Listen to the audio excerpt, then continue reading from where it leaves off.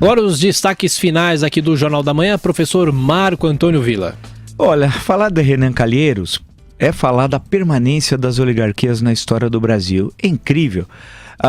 O governo imperial, o período imperial entre 1822 a 1889, especialmente a partir da Constituição, que vigorou durante todo o Império, de 1824, era um governo centralista. Tudo passava pelo Rio de Janeiro, chamada de Corte, então capital do Brasil. Então, a designação de presidente de província, por exemplo, que era como eram chamados estados, passava pelo Rio. Nomeação de juízes, delegados, em suma, o poder local tinha pouca expressão.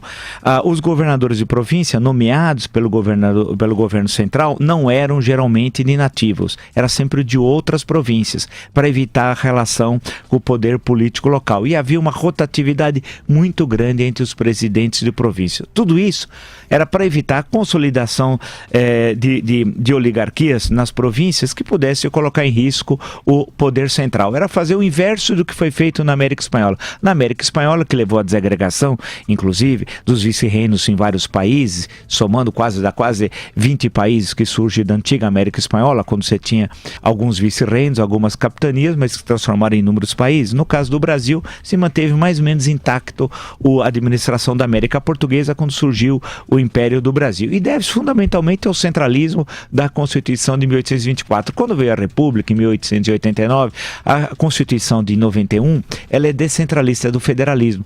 O Brasil chamou-se Estados Unidos do Brasil, a denominação oficial, até 1967. Né? Se você olhar as notas, inclusive, nota de moeda, ver papel moeda e tal, você vai ver que o nome do Brasil, assim como em outros países aqui da América Espanhola, Estados Unidos mexicanos, por exemplo, né?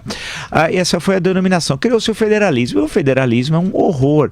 Deu autonomia a essas oligarquias que não tinham poder no Império, que passaram a ter esse poder durante o período republicano, e aí controlaram o Estado, e foram os senhores do baraço e do cutelo, da vida e da morte dos habitantes desse Estado. Isso percorreu a República Velha até 1930. Quando vem a Revolução de 30, ela volta a centralizar o poder político tal qual durante o período imperial, especialmente a partir da Constituição de 1937, a chamada polaca, a Constituição do Estado Novo tal. Centralizou outra vez. Veio a Constituição de 46, após a queda de Getúlio em outubro de 45, a realização de eleições presidenciais em dezembro do mesmo ano. Veio a Constituição em setembro de 46, que descentralizou outra vez aquilo que tinha sido centralizado pelo Estado Novo tal. Quando veio o regime militar, voltou-se ao sistema anterior, a centralização. Então o Brasil passou sempre por centralização, descentralização. Quando veio a Constituição de 88, ela ficou no meio termo, mas acabou concedendo uma relativa independência e autonomia para os estados. E esses oligarcas se apropriaram do poder local. Em certos estados, a mesma família, através de laços de parentesco, domina a sede do governo, do executivo estadual, o Tribunal de Justiça, portanto o legislativo, o judiciário, e o legislativo nas assembleias legislativas. Você tem a mesma família, parentes que controlam através de casamentos o poder local. O Renan é um deles. Vamos pegar o caso dele. Ele é um político que nunca teve vinculado ao grande poder econômico de Alagoas. Qual é? Usineiro. Não era um usineiro. Mas o pai já fazia política em Murici. A família controla Murici. E hoje, qual é a situação? Renan é senador por Alagoas, seu filho é governador e o seu irmão é prefeito de Murici.